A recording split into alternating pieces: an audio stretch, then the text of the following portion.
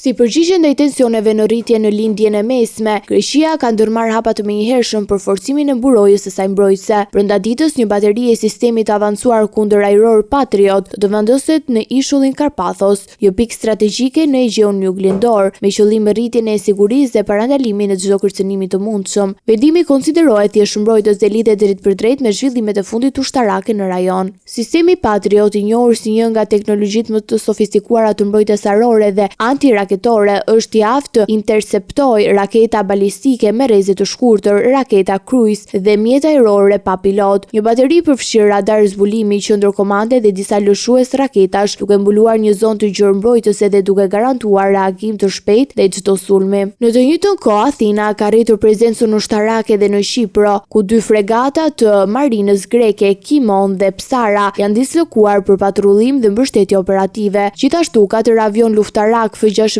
Fighting Falcon ndodhen në gatishmëri në bazën ajrore të Pafos, ndërsa ministri i mbrojtjes po zhvillon takime me autoritetet për koordinimin e veprimeve në kuadër të doktrinës të përbashkët mbrojtës mes dy vendeve. Përveç masave ushtarake, qeveria greke po ndjek nga afër edhe ndikimin ekonomik të krizës, veçanërisht nuhatje në tregjet e energjisë, pasi tensionet në rajon dhe zhvillimet në ngushticën e Korfuzit mund të reflektohen drejtpërdrejt me çmimin e naftës dhe kostot e furnizimit.